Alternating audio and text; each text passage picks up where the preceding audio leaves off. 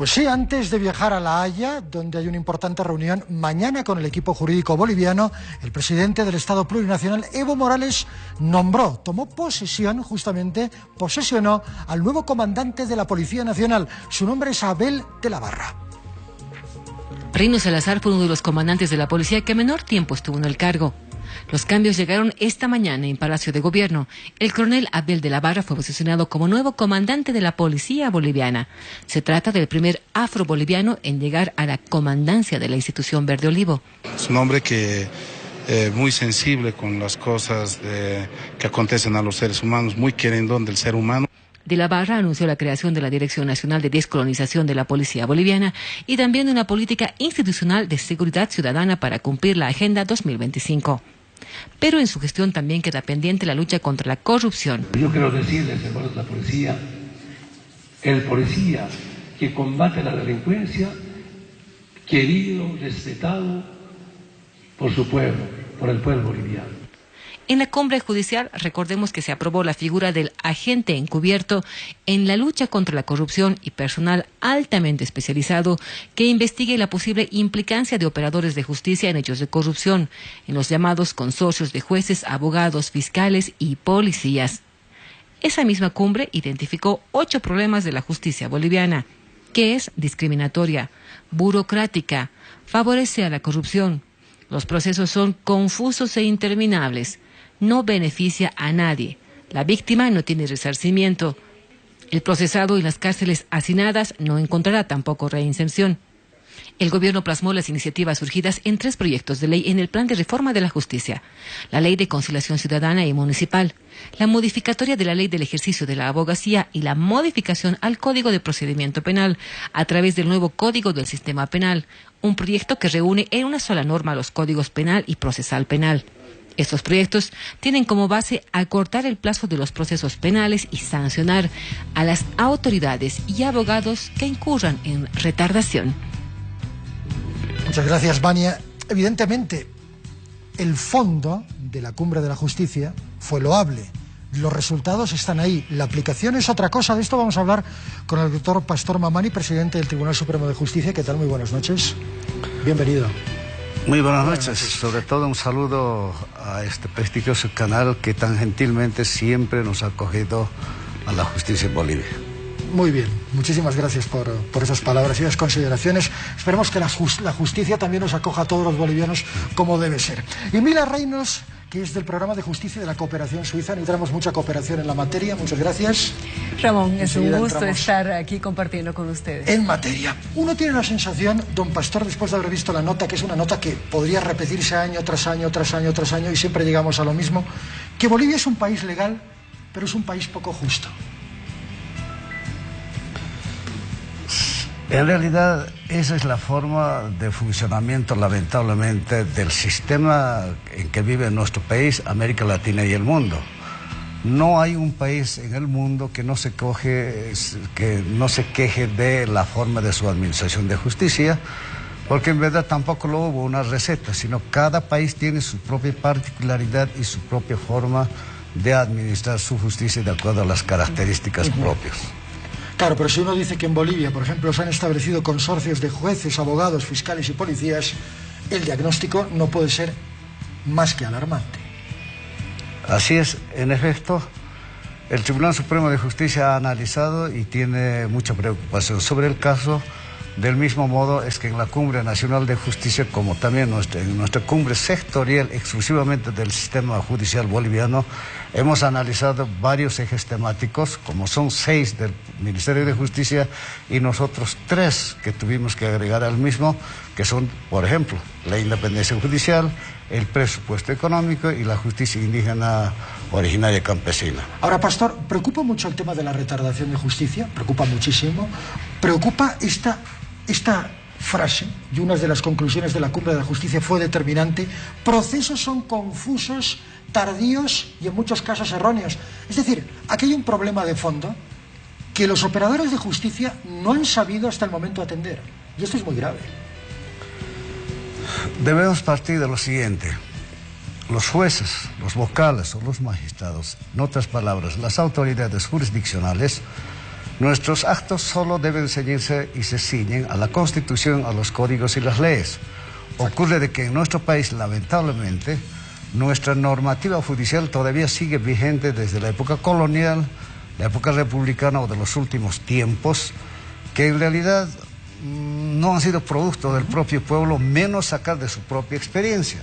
No olvidemos que hasta una década atrás, generalmente hasta la propia Constitución, los propios códigos venían en paquete exclusivamente copiando tal y cual es, por decir, el Código Americano, el Código Español, sí, es decir, todas estas normas, pero que nunca se han ajustado, ni mucho menos era la expresión como para hacer justicia. En un país, la mayoría, el 60% de indígenas, una nacionalidad y una cultura muy diversificada, y en consecuencia, estos códigos que venían de países altamente desarrollados no era para un país con las características que tiene Bolivia. Imagínese usted, si el diagnóstico es así, la solución puede tardar muchos años, porque claro, tendríamos que hacer una reforma profunda a algo que viene funcionando como viene funcionando así desde hace mucho tiempo. Es complicado, ¿verdad?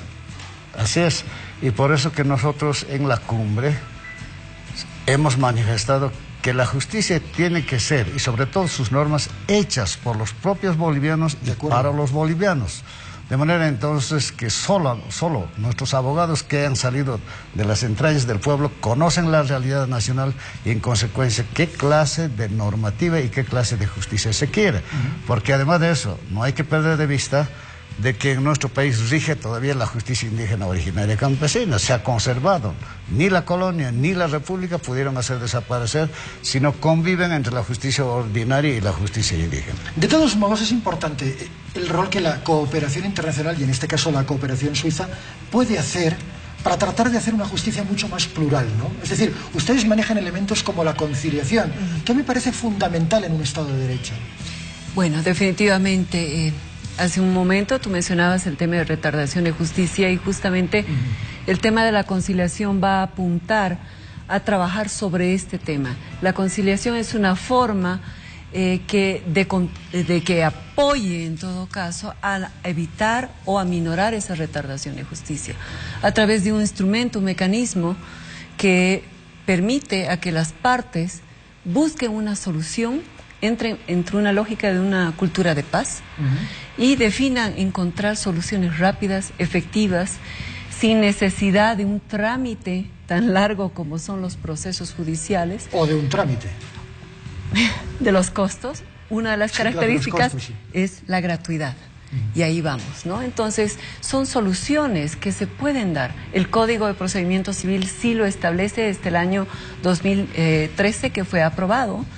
Y definitivamente es un espacio donde creemos que como cooperación podemos ayudar, porque en la justicia hay mecanismos que podrían ayudar a destrabar el proceso. ¿Tenemos datos, Mila, acerca de cuántos procesos se han resuelto por la vía de la conciliación? Más o menos, a grosso modo. Sí, a grosso modo. Mira, comentarte, es un año en realidad que el órgano judicial ya ha comenzado este proceso. Son más de 11.000 causas que han entrado por la vía de la conciliación. Y actualmente en las cifras que ha dado el Consejo de la Magistratura es un 33% de casos que están siendo resueltos por esta vía en procesos que pueden durar de 1 a 3 a 4 sesiones, lo que en tiempos es maravilloso. Un juicio que podía antes tardar 2, 3 años, la gente está pudiendo resolver esto básicamente una semana hasta un mes. Imagínate ese cambio, es un cambio importantísimo desde lo que es el órgano judicial, pero también desde la sociedad civil. ¿Por qué, justamente, por qué la sociedad civil no tiene la misma percepción que, por ejemplo, tiene la cooperación internacional? ¿Por qué la sociedad civil dice, nosotros somos grandes perjudicados por el aparato judicial? ¿Por qué existe esa sensación tan profunda de desesperación de la gente al ver que no se hace justicia? Pastor. Porque en realidad la conciliación no siempre estaba muy difundido ni era de conocimiento del mundo litigante o de la sociedad.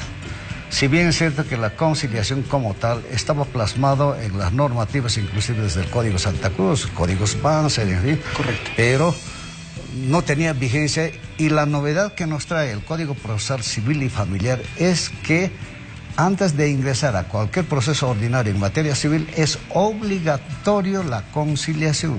Es un requisito sine qua non, es el primer paso antes de poder entrar a un proceso. De manera entonces que esto es lo que paulatinamente está valorando recién por los beneficios que trae justamente para solucionar los conflictos que tienen entre partes, y ahí se presenta un conciliador.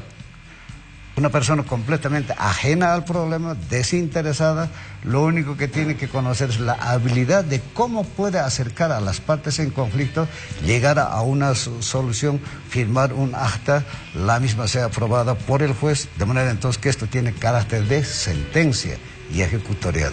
Ahora, y su cumplimiento es obligatorio. La conciliación funciona en los procesos de carácter civil. En los procesos penales, obviamente, la justicia tiene que actuar de otro modo. Mucha gente dice que la justicia es demasiado blanda, que se permite que personas prontuariadas estén tranquilamente en las calles, que puedan inclusive cometer delitos u ordenar a personas que cometan delitos desde los propios recintos penitenciarios. Vuelvo a repetir, la manzana del sistema está podrida. Bueno, ese es el concepto que puede tener la gente, la sociedad, sí, inclusive entre los propios órganos del Estado que han estado ocurriendo. No olvidemos que en los últimos tiempos ha sido la justicia vapuleada desde todos los ángulos, ¿no es cierto? Precisamente por esta herencia que hemos recibido de la forma de administrar justicia, etcétera, y quienes circunstancialmente llegamos a ser administradores de justicia tenemos que pagar todo aquello. Sin embargo, yo creo que del lugar donde ocupemos como autoridades jurisdiccionales tenemos que hacer algo, o mucho o poco, pero lo importante es hacer. De ahí es donde que nosotros estamos sumamente preocupados para ver cómo se puede recuperar la credibilidad de la administración de justicia. ¿Y cómo se puede? Sí, es posible. Sí, claro que es posible. Si no, ¿cómo se puede, Pastor? ¿Cómo podemos recuperar esa credibilidad?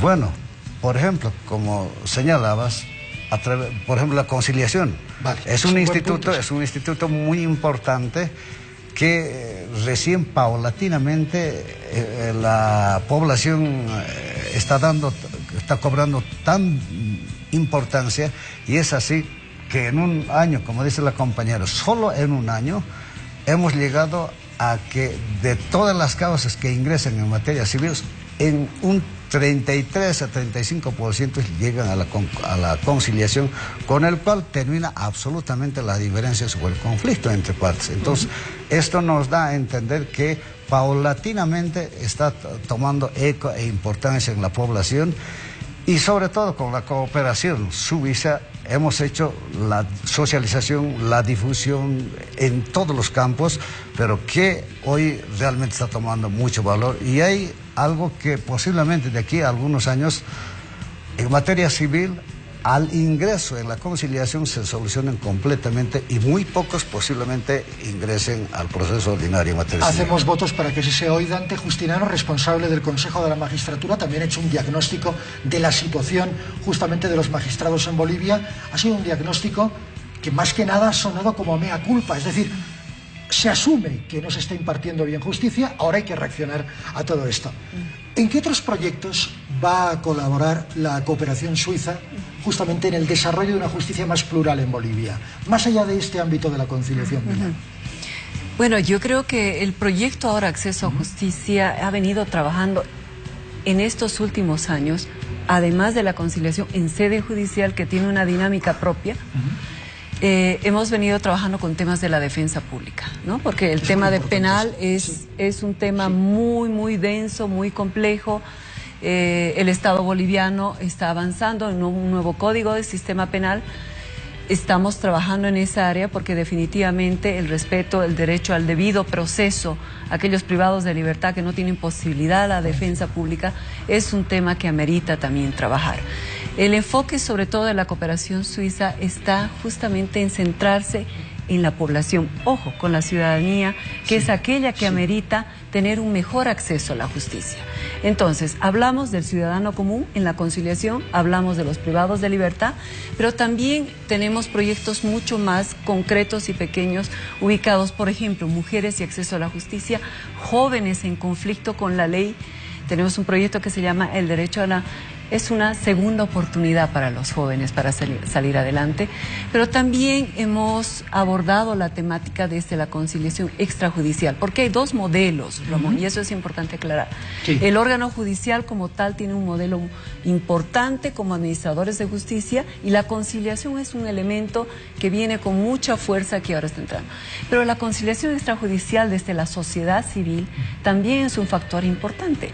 ¿Por qué? Porque muchas veces estamos atribuyendo únicamente el problema a la institución, pero también tenemos que ser conscientes que nosotros, los ciudadanos, jugamos un rol importante.